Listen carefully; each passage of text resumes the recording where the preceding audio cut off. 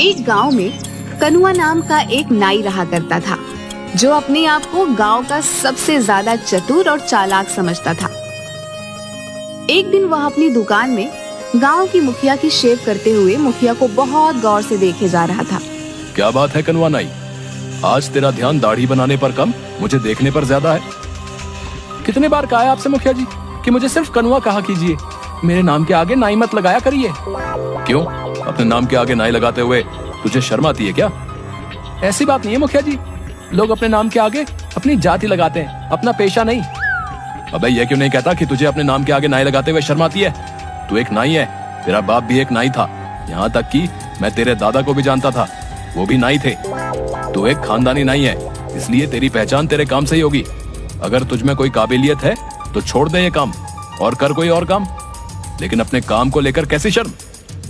अब आपको क्या बताऊं मुखिया जी, मुझे मेरे इसी पेशे से कितनी परेशानी उठानी पड़ रही है, मैं आपको बता नहीं सकता। कैसी परेशानी? मेरी उम्र 40 वर्ष की हो चुकी है, लेकिन कोई भी लड़की मुझसे विवाह करने के लिए तैयार ही नहीं।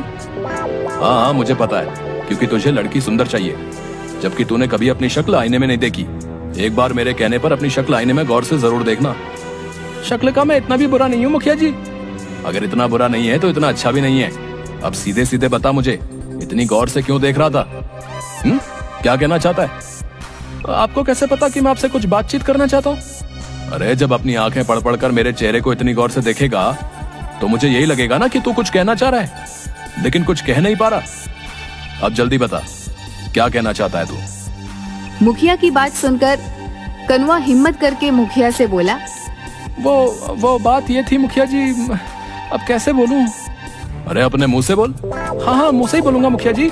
आप भी मुखिया जी, आपकी बेटी नंदनी की अभी तक शादी नहीं हुई ना, वो भी लगभग 35 के आसपास ही है।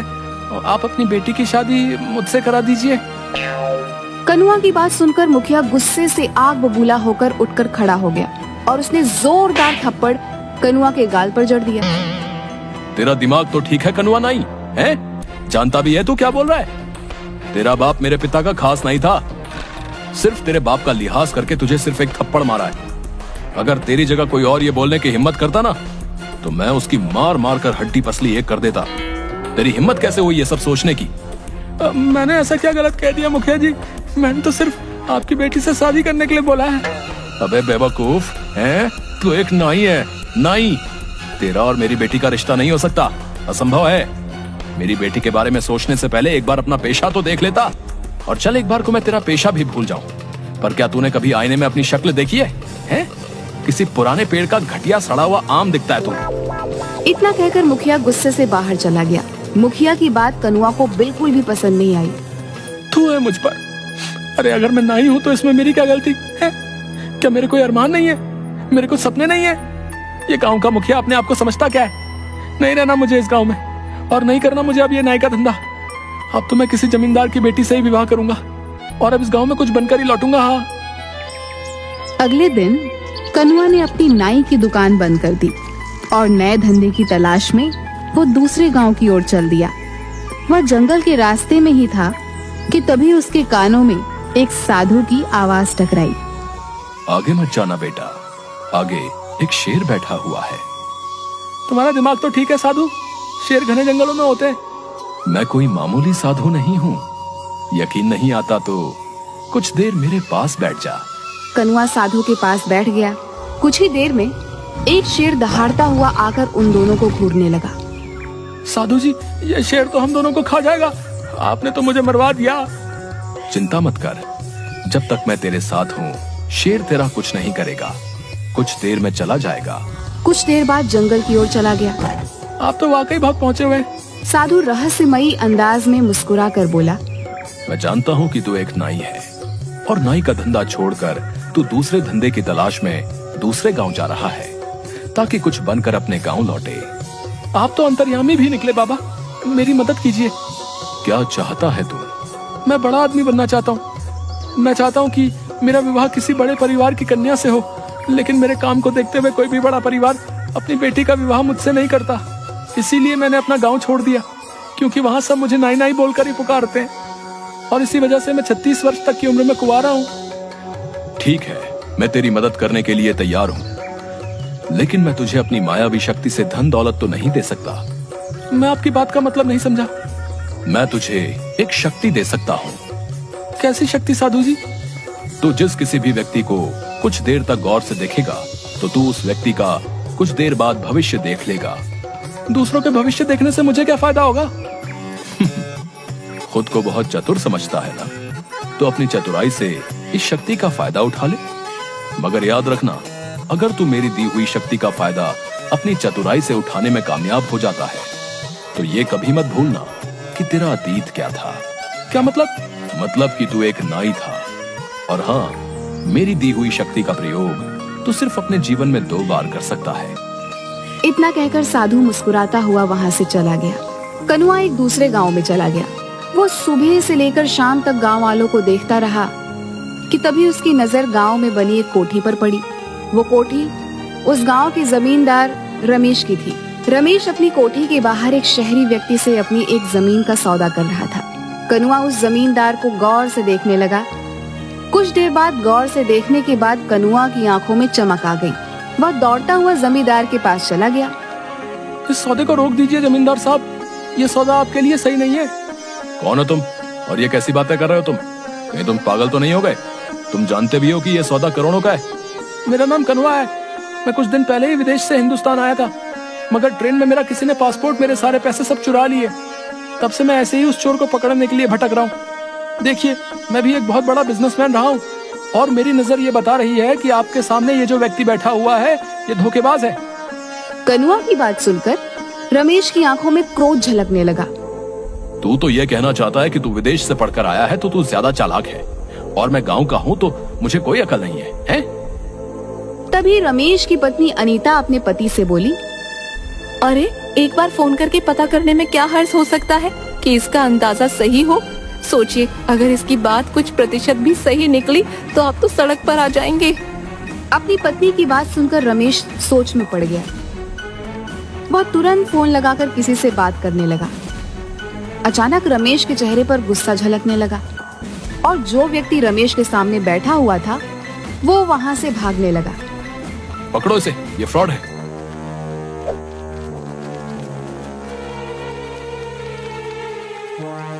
कनुआ ने उस व्यक्ति को तुरंत पकड़ लिया।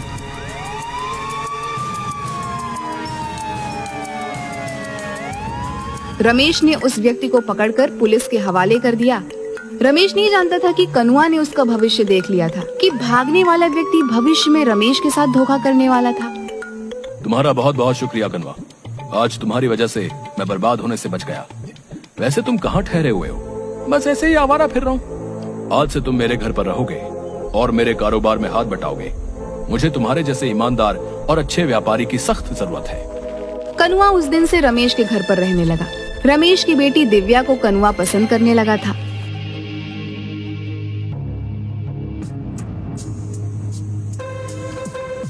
एक दिन रमेश अपनी बेटी के साथ कार से शहर जा रहा था कि तभी कनुआ बोला, कहाँ जा रहे हैं आप? अभी कुछ देर पहले बताया तो था, मुझे शहर में कुछ काम है और इसी बहाने दिव्या को कुछ शॉपिंग भी करा दूंगा। आज मत जाइए, कल चले जाइएगा। आज मुझे कुछ ठीक नहीं लग रहा। ये कैसी बातें कर रहे हो तुम? मेरा शहर जाना आज बहुत जरूरी है, तो अपने उस जरूरी काम को कल निपटा लीजिएगा।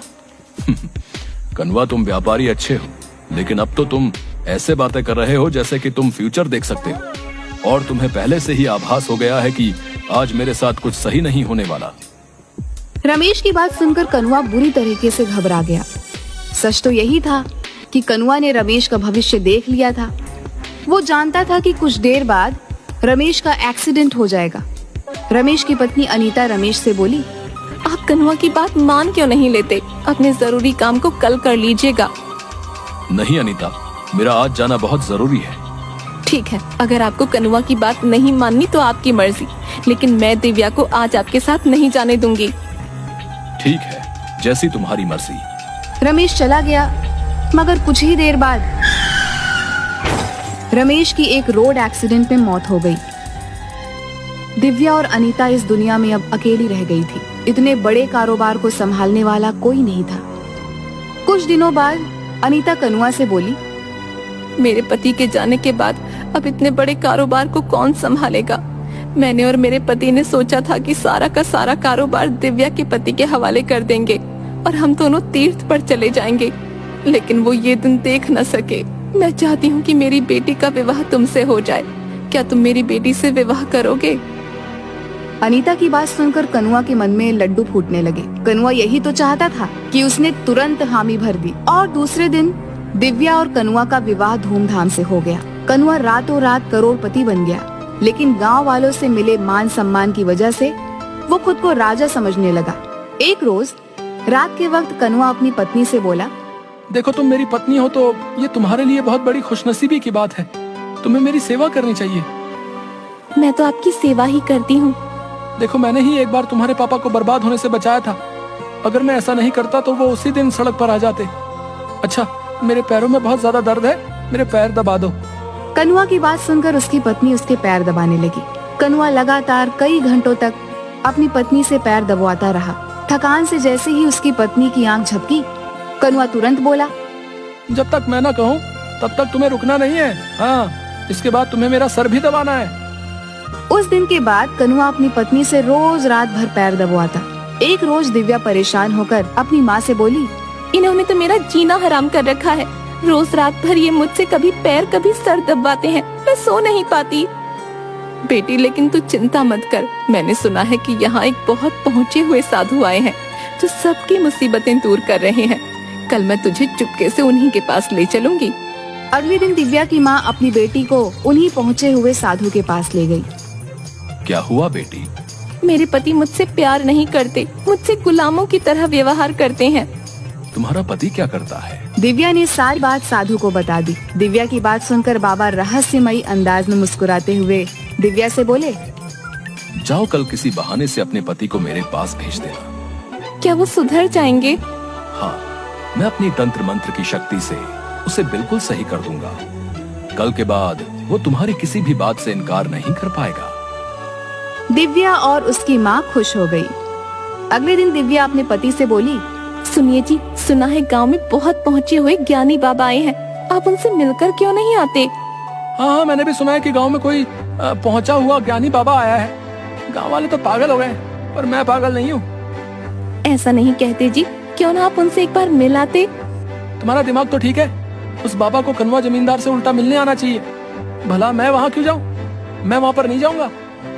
दिव्या मुंह लटकाकर फिर से साधु के पास चली गई। बाबा वो तो आने को तैयार ही नहीं, वो तो उल्टा मुझसे ये कह रहे हैं कि आपको उनसे मिलने जाना चाहिए। दिव्या की बात सुनकर साधु फिर से मुस्कुराता हुआ बोला, तो किसी बहाने से अपनी माँ के साथ कुछ देर के लिए दोपहर के वक्त यहाँ पर आ जाना। तुम्हारी गैर मौजूदगी में मैं तुम्हारे घर पर जाकर तुम्हारे पति का तंत्र मंत्र से सही से इलाज कर दूंगा। दिव्या कहाँ हो तुम? तभी कोई जोर जोर से दरवाजा पीटने लगा। अब ये दरवाजा भी मुझे खुद ही खोलना पड़ेगा। बताओ कैसे दिन आ गए हैं। अब दरवाजा खोलने भी मैं स्वयं ही जाऊं। इतना बोलकर कनुआ ने दरवाजा खोल दिया, मगर सामने का नजारा देखकर तो वह बुरी तरीके से डर गया। उसके सामने उसके पुराने गांव का मुखिया खड़ा था, जो तुरंत अंदर आ गया। मुखिया जी, आप यहाँ कैसे? अच्छा, तो तू नाईगिरी छोड़कर यहाँ जमींदार बना बैठा है? अगर मैं तेरी पत्नी और गांव वालों को बता दूं कि तूने कभी विदेश की शक्ल नक्शे में भी नहीं देखी, बल्कि तू एक नाई है, तो कभी सोचा है ये गांव वाले तेरे साथ क्या करेंगे? तेरी मार मार कर हालत खराब कर देंगे और तुझे इन लोगों के साथ फ्रॉड करने के जुर्म में जेल हो जाएगी। सोच, तेरी पत्नी की नजरों में तेरी क्या इज्जत रह जाएगी। मुखिया जी, मैंने आपका क्या बिगाड़ा है? आप भला ये किसी को क्यों बताएंगे? तेरी पत्नी दिव्या मेरी दूर की रिश्तेदार है। क्या? और सुन कनुआ, तेरी पत्नी को मैंने सब बता दिया है। वो बेचारी तेरे आतंक से बेहद परेशान हो चुकी थी। मुझसे उसका दुख देखा नहीं गया। ये आपने क्या किया मुखिया जी? वो गांव में आप सबको बता देगी, मैं बर्बाद हो जाऊंगा। नहीं, मैंने उसे मना कर दिया है कि ये राज वो किसी को नहीं बताएगी, लेकिन उसने एक शर्त रखी है। कैसी शर्त? यही कि आज के बाद तू उसका हर काम करेगा, यहाँ तक कि तू उसके पैर भी दबाएगा। एक जिम्मेदार पति की तरह उसे पत्नी का दर्जा देगा, ना कि उसके साथ गुलामों की तरह व्यवहार करेगा। मुझे मंजूर है। ठीक है। इतना बोलकर मुखिया वहाँ से चला गया, मगर बाहर आते ही मुखिया साधु में परिवर्तित हो गया। और सीधा दिव्या के पास जाकर बोला, जाओ, मैंने तुम्हारे पति को सुधार दिया है। दिव्या खुश होती हुई वहाँ से चली गई। उसने घर जाकर देखा कि कनुआ डरा हुआ दिव्या की ओर देख रहा था। अरे तुम आ गई प्रिया, थक गई होगी, लाओ मैं तुम्हारे पैर दबा दूं, लाओ लाओ। उस दिन के बाद से कनुआ नाई की सारी चतुराई धरी की धरी रह गई।